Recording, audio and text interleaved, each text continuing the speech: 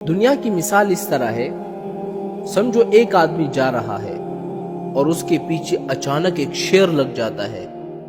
اب اس کے قریب کوئی درخت بھی نہیں ہے جس پر وہ آدمی چڑھ جائے اور اپنی جان بچا لے، تو اس شخص کو ایک کنواں نظر آ جاتا ہے۔ تو وہ سوچنے لگتا ہے کہ میں اس کنویں کے اندر چھلانگ لگا دوں گا، جب شیر چلا جائے گا میں اس کنویں سے باہر نکل جاؤں گا۔ لیکن جیسا ہی وہ شخص اس کنویں کے قریب جاتا ہے اور نیچے دیکھتا ہے کہ کنویں کے اندر تو ایک سانپ تیر رہا ہے، اب یہ شخص اور زیادہ پریشان ہو گیا کہ پیچھے شیر لگا ہوا ہے اور کنویں کے اندر سانپ تیر رہا ہے۔ زیادہ پریشان ہو گیا، اب میں کیا کروں؟ اس کنویں کی دیواروں پر کچھ گھاس اگی ہوئی نظر آئی۔ اس نے سوچا کہ چلو میں گھاس کو پکڑ لیتا ہوں، لٹک جاتا ہوں، نہ اوپر ہوں گا کہ شیر مجھے کھا لے، نہ میں نیچے جاؤں گا کہ سانپ مجھے ڈس لے، درمیان میں لٹک جاؤں گا، جب شیر چلا جائے گا تو میں باہر نکل آؤں گا۔ تھوڑی دیر کے بعد دیکھا کہ ایک کالا اور ایک سفید چوہا ان گھاس کو کاٹ رہے ہیں جس پر یہ شخص لٹکنے والا تھا۔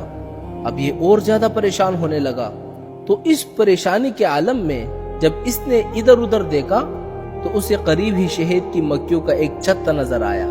اس پر مکھیاں تو نہیں تھی مگر وہ شہد سے بھرا ہوا تھا۔ جب اس شخص نے اس چھتے کو دیکھا، اسے خیال آیا کہ میں ذرا اس کو چکھ تو لوں، یہ شہد کیسا ہے۔ جب اس شخص نے ایک ہاتھ سے گھاس کو پکڑا اور دوسری ہاتھ کی انگلیوں سے شہد چکھا تو اسے بڑا مزہ آیا۔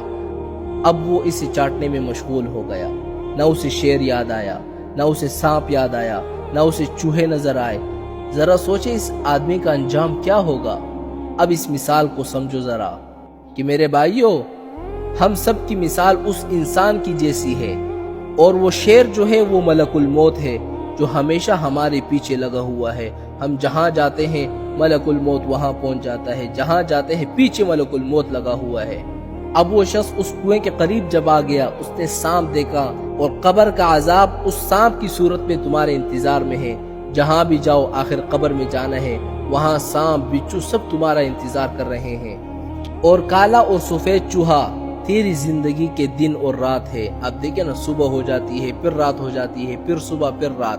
اور گھاس تیری زندگی ہے جسے چوہے کاٹ رہے ہیں۔ صبح ہو گئی، رات ہو گئی، صبح ہو گئی، رات ہو گئی، تیری زندگی اس طرح کٹتی جا رہی ہے۔ اور یہ شہد کا چھتا دنیا کی لذتیں ہیں جن سے لوگ لطف اٹھانے میں لگے ہوئے ہیں کہ پھر انسان کو کچھ یاد نہیں آتا۔ سوچے ہمارا انجام کیا ہوگا۔